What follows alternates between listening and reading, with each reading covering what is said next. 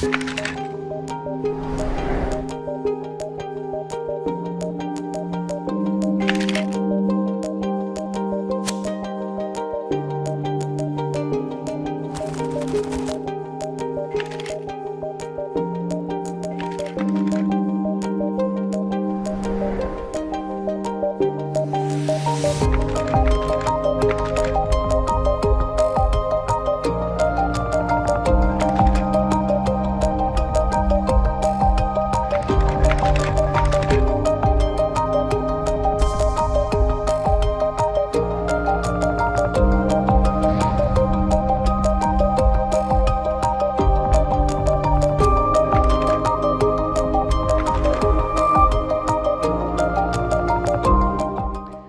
everyone and welcome to another episode of your show, Medical Talk at Desman Diabetes Institute. In today's episode, we are honored to have with us Dr. Thamer Alessa, medical consultant in endocrinology and diabetes at Desman Diabetes Institute. A diabetes department in any hospital is very important, especially in Kuwait, due to the high prevalence of diabetes. Such a department provides essential specialized care tailored to the unique needs of the Kuwaiti population, offering comprehensive management plans, patient education, and lifestyle interventions to control blood sugar levels and prevent complications from diabetes. Join me to welcome Dr. Thamer Alessa.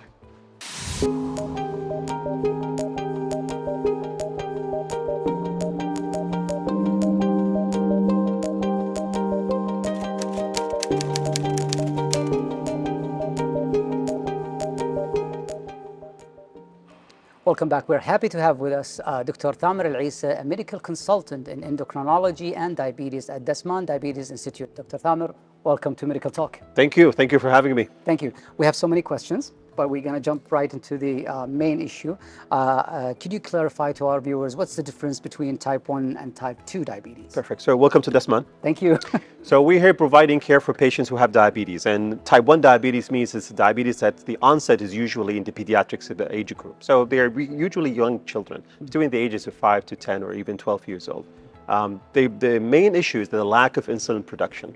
So in the pancreas, we have, which is the organ in the body that produces the insulin, we have certain types of cells, we call them beta cells. They're responsible for producing insulin. Patients with type 1 diabetes, they lack the production of this insulin, which is an important hormone to control your sugar level. Patients with type 2 diabetes are usually much older, usually from the teenager years, and even they can be at much older ages. And usually the main issue with them is that they develop insulin resistance, meaning they can produce enough insulin at a certain point, but that insulin would lack the effects and doesn't really regulate your sugar very well. These patients, unfortunately, they will reach at a certain point that their insulin production also will be declining. And that's even exacerbate the diabetes and the increase in the glucose level. These are the two main types. We have special other types of diabetes, like gestational diabetes, which is diabetes that happens during pregnancy, and some genetics and neonatal diabetes, which is very rare things to happen. Exactly. So type 1 diabetes is, we could say it's exclusive to children mainly? It usually happens at the age, at the pediatric age, which is in children. Rarely you can find someone who's been diagnosed with type 1 diabetes when they are adults or teenager years. Because usually the onset is usually at the time when they are children. And reason why is that because of the lack of the production of insulin is mainly because of an autoimmune process. The immune system in these children starts attacking these beta cells. So it makes their body deficient of insulin. This process of the decline in the beta cell function happens when they are little children, but it becomes more and more obvious as they grow up. When they reach the point where actually glucose is much higher now, and the insulin level is much low, so it cannot really regulate the glucose level, and the diabetes starts at that point. Okay, let's go back to type 2 diabetes right now. Basically, how is type 2 diabetes developed? So that's a very good question, because type 2 diabetes, in the contrary of type 1, type 2 is actually preventable disease. Type 1 diabetes is not preventable because it's an autoimmune issue. So the immune system identifies your body organ that is an abnormal structure. But with type 2 diabetes, it's a preventable disease. The main problem is the insulin resistance, as we said, and this can be actually acquired from the environment. As we gain weight, we build up more insulin resistance. As we eat more fat and more starchy food and more carbohydrates, that also adds up to more insulin resistance. As we grow older, that also increase our insulin resistance. When we have a genetic background of having type 2 diabetes, that also adds into the insulin resistant factor. So all these factors, which we believe that type 2 is not solely a genetic disorder, but there's a predisposition, but there is a lot of environmental factors. When these two join together, that's what will tend to increase the glucose level and develop the type 2 diabetes. And when I say preventable, because a lot of these issues, the type of diet, the weight, and the activity level, all this can be done so you can prevent the onset of type 2 diabetes. Now, in terms of prevalence in Kuwait, why is type 2 is considered very high? Because all the risk factors to lead to development of type 2 diabetes are in abundance in Kuwait. So type 2 diabetes is very common. So we probably have somewhere between 20 to 25% of individuals in Kuwait do have type 2 diabetes. And a lot of them still don't know yet that they have it, because we don't do regular screening programs, and people don't do like a regular screening for the glucose level. So there's a lot of still people with diabetes that they don't know that they still have diabetes. And this ratio could be even higher than the 20 or 25%. Now, the reason to develop type 2 diabetes is very common. So the obesity is very common in Kuwait. We have a population here around 80 to 90% of individual adults who have obesity. Women are even more than one.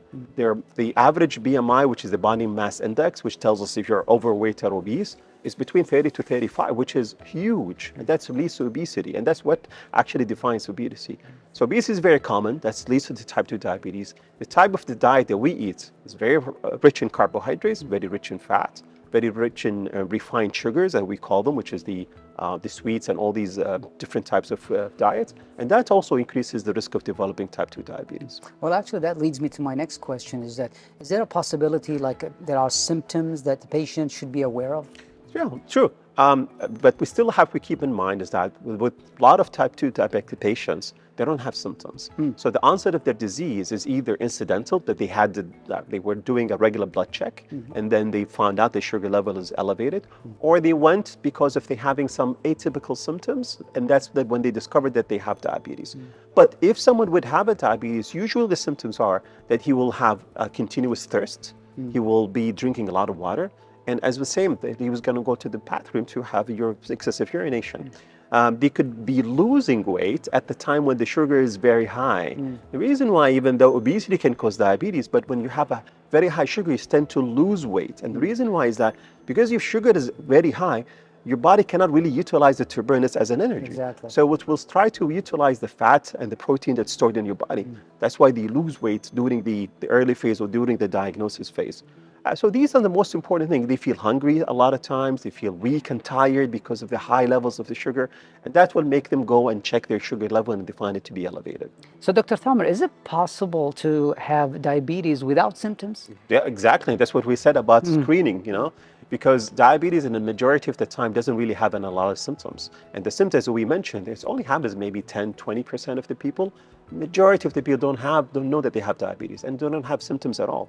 That's why we always recommend, if you are at risk, if you find yourself at risk of having diabetes, go and check it. Don't wait until symptoms happen, because if they do happen, it means that your sugar levels went really high to actually started to causing the symptoms. Exactly. So we recommend everybody who has obesity or overweight, he has a very strong family history of type 2 diabetes, he knows his lifestyle program, whatever he eats and drinks, and is really poor. He doesn't really exercise at all, or if he starts to be, or his age started to be more than 40 or more than 45, that would be the optimal time when he would be doing a screening program to look for glucose level. If his glucose level is completely normal, then he can repeat it again after 3, 4, even 5 years if his general condition is fine. Otherwise, he has to repeat it within 6 months or every year if he noticed that his sugar level started to go up without even having symptoms. That's good. That's good. Well, we have more questions to ask for Dr. Thamer Alessa, but right after this short break.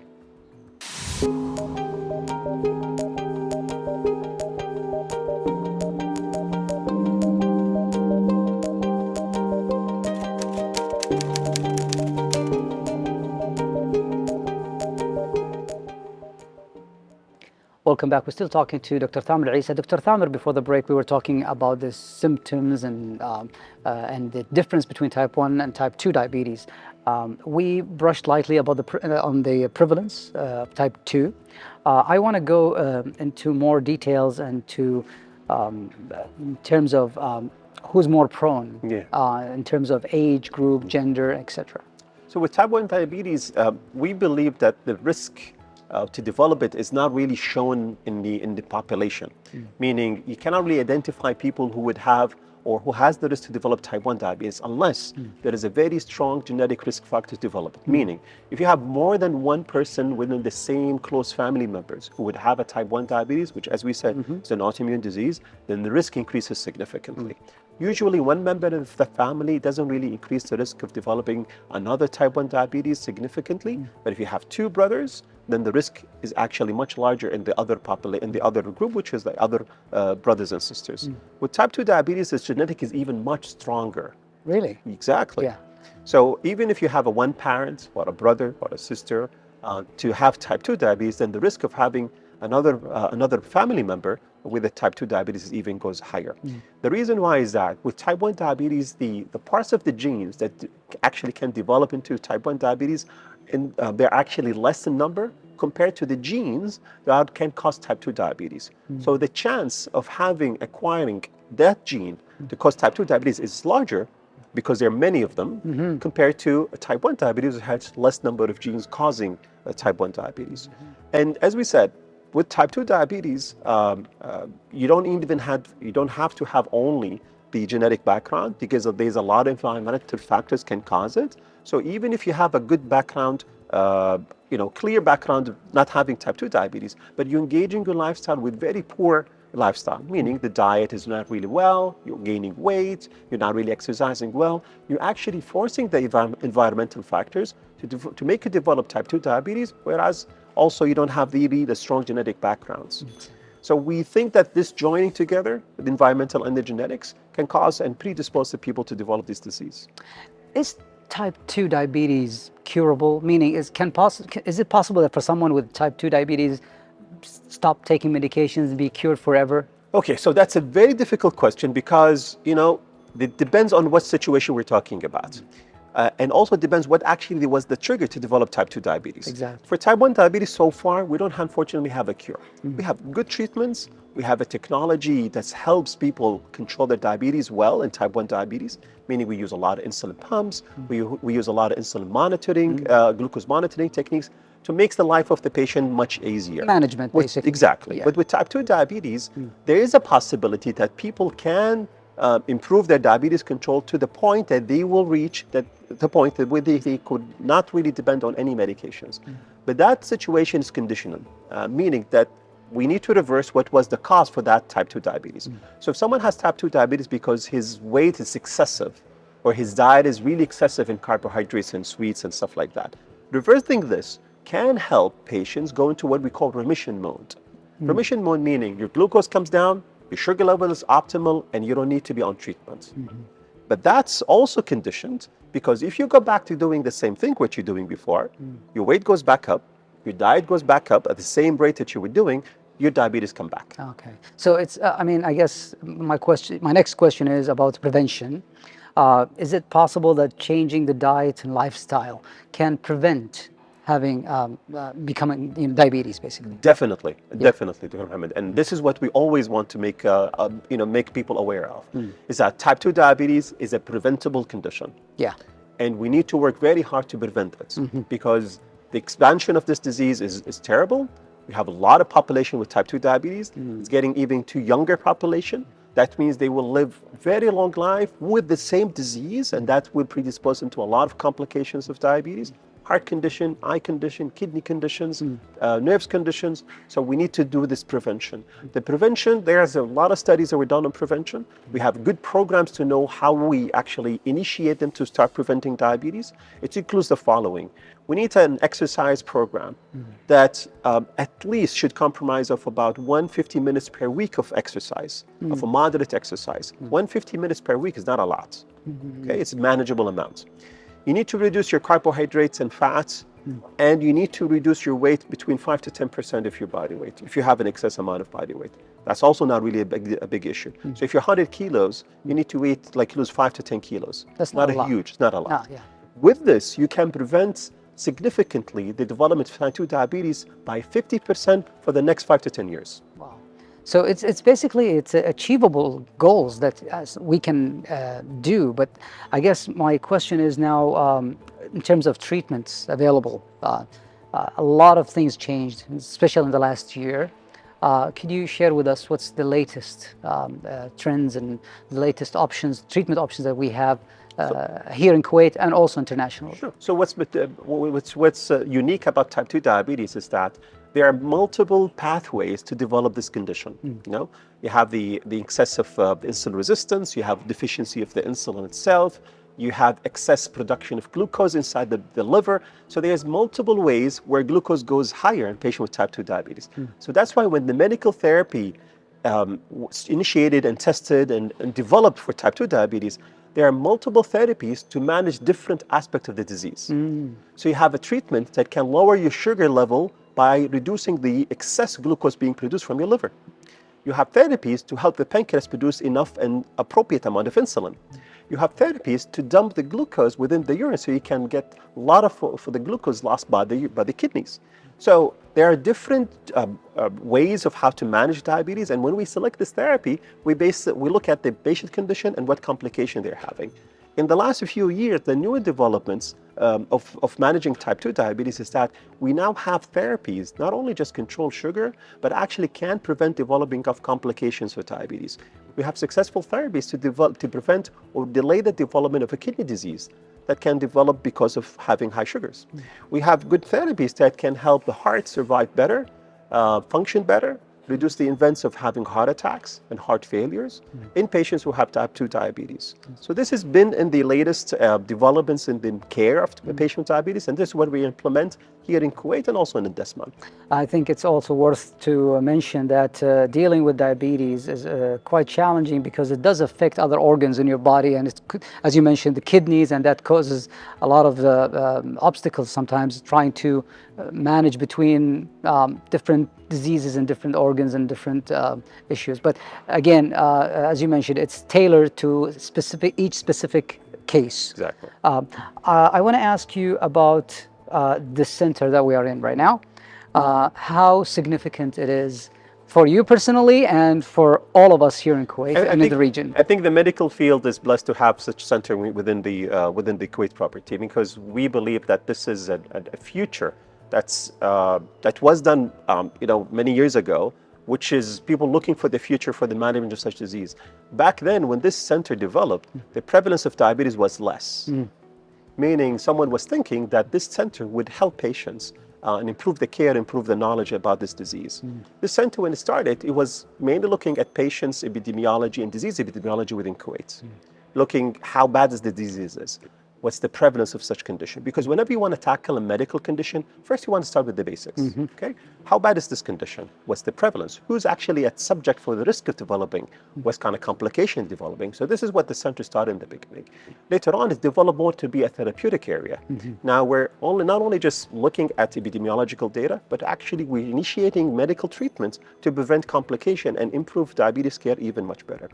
There's a lot of clinical programs, research programs, and clinical science programs to develop more knowledge about the disease itself and more knowledge about the way to manage and prevent this condition. We still have more questions to talk about, but we have to take a short break. We'll be right back. Stay with us.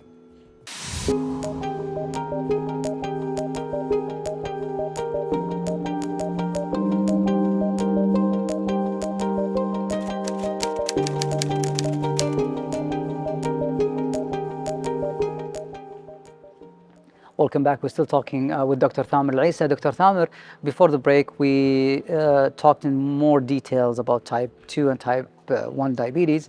I guess it's only appropriate now to highlight the complications that could happen if this condition kept neglected. So we don't want to scare your audience, Yes. but we have to mention what could expect, people would expect. And this is actually what would happen if someone completely ignores the management of his diabetes.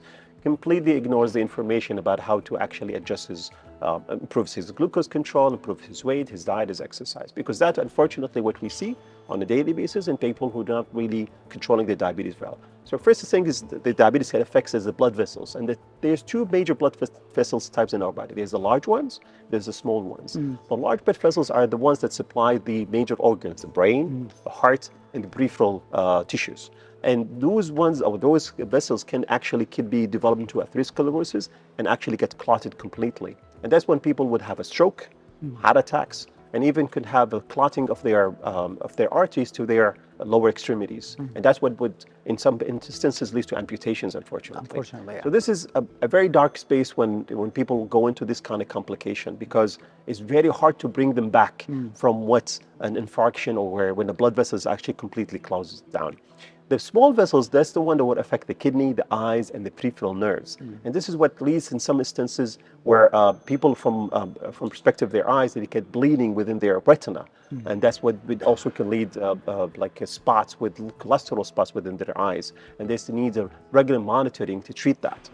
Patients can also have a declining of their kidney function. If they do that, continue that without proper management treatment, unfortunately can even lead to end-stage renal disease where they need to get dialysis or even kidney transplant. And even at some instances where the peripheral tissues, peripheral nerves in the extremities of the hands and the feet gets also inflamed because of this high glucose level, and that causes what we call them symptoms of neuropathy, like tingling sensation and painful sensation, which is very bothersome for people who cannot really function normally. So I don't want to scare people with that, but this is, unfortunately, we see it in people who are completely ignorant about managing their diabetes. Exactly, and they come in very late, in the late stage, basically. Yeah, true. There are a lot of patients who, they don't really care about their managing, and then when they start to care about their disease, is that when their complication, unfortunately, develops. So that leads me to the next question: is how important it is to have patient education? The general public need to be educated, specifically about diabetes, because such a high prevalence in Kuwait. Exactly. Well, Dr. Mohammed is very important. And the reason why is that when patients come to a clinic, I'm sure you do the same thing, you only spend some time with you, right? And they do it like once or twice a year. But most of the time they are at home or they're with their community. So education at the community level, at the home level is very crucial and important. And we should start that from the young generation. We should teach children and adults, even adults, unfortunately, what's the proper thing to eat and what's the proper thing not to eat. We're with the social media, everything is exposed and everything is open. It's easy to order a bad meal. It's not easy to order a good meal because of all this encouragement with the advertisements. So we need to educate people what the best situation to prescribe your diet and what would be the best option to include your diet. We need to educate people about the type of exercise they want to be. We need people to be active. We need people to do exercise as much as they can, because that will keep their sugar low and the body weight is low. We need to educate people is that if you get excess weight when you're a child, this excess weight will carry on unless you lose it very early on. And that will lead to more obesity as you grow up, and then you develop these complications related to obesity, and most important of them would be development of diabetes. We need to make sure that the family is aware about what's actually the eating habits and the food habits and what's happens in the house itself. The education has to be within the people, within the house, within the community. And in an early stage. Exactly. As well. Dr. Thamer, Alessa, thank you so much for your valuable time and all the valuable information that you shared with us. And hopefully we'll be able to host you back again in Medical Talk. Thank you so much. Thank you for having me. Thank you. Dear viewers, we will have a short break and we'll be right back. Stay tuned.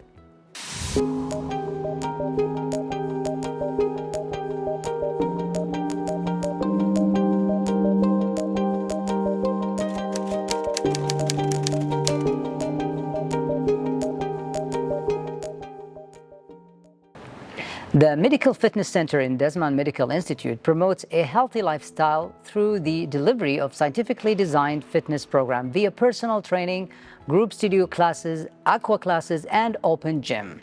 This fitness center serves the role in helping patients with diabetes have a better quality of life and preventing more medical complications. Therefore, it is essential for patients with diabetes to enroll in some physical exercises. Before that, it is important to consult a fitness specialist to provide the best and most suitable exercising for them. Let's watch this report.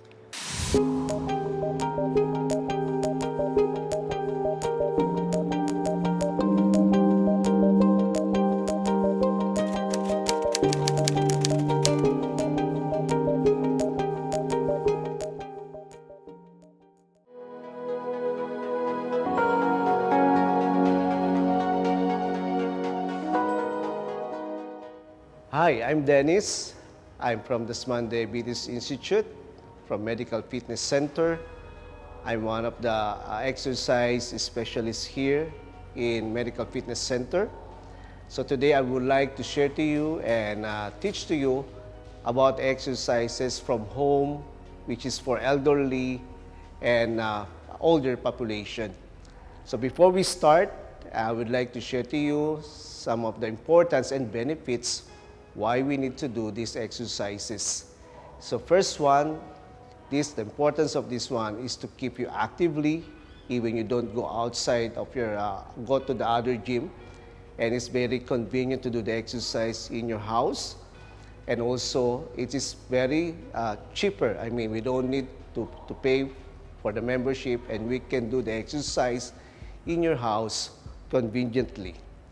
So now I will share to you what are the exercises we can do in your house and how to do it properly. So we just need a space, a good space for your house, a chair, and a mats which you can do the exercises on the floor.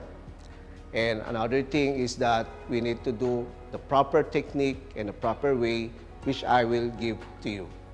So the first one exercise is chair, sit to stand exercises. So this exercise, we just only need a simple chair where we could do the exercise properly. So if you want to do this one, better to get a good chair which is more stable, and it will not give like unstable stable place for you to be able for you to execute the exercise. So this is the first exercise, chair to stand. We're gonna stand behind the chair. You will stand at the front of the chair, and the chair will be behind of you, and you will put your hands across your chest, and then you're gonna sit down and then go up. So you can do the exercise repeatedly for 10 repetitions by 2 sets. Okay, the other exercise, second exercise, will be the wall push-up. So we need a wall, and this will exercise your chest muscles, and then you will be in front of the wall using your hands. You should have a few gaps, maybe like 12 inches, few gaps from the wall and to your chest. So you place your hands, and then we'll do it like doing a push-up on the floor, same thing as you do the push-up on the floor. And you will go front and then back. And this we're gonna do for 10 repetitions for 2 sets. The next one we're gonna do is for the leg again. This will be a seated leg extension, so we need a chair. So what is the function of this? What is the benefit of this one? To strengthen the legs, especially the quad muscles. So you will go sit down on the floor, on the chair, and then you're gonna slightly extend your knees up and down, and then you can do it both left and right alternately for 10 repetitions by 2 sets. The second one, this next one is the leg curl. So you will gonna be standing behind the chair, holding the backrest of the chair, and standing properly. So you will activate or you will exercise your hamstring muscle, and this is good exercise for you to keep your muscles strong, leg muscles strong. So what you will do is just hold on at the back of the chair, alternately curl your leg, so right and left, and you can do it 10 times, 10 repetitions by 2 sets. So the last exercise will be on the floor. So we need a mat. So you will lie down on the floor, and the exercise is called pelvic bridging. So what we'll do is lie down on the floor, bend your hips and knees, and we will lift our hips up, going to the ceiling, and then bring it down to the floor repeatedly. And this is for 10 repetitions by 2 sets. So now that's it. All exercises we will do for the home, for elderly and seniors people. So hope you will enjoy this exercise, and let's keep healthy and stronger. Thank you.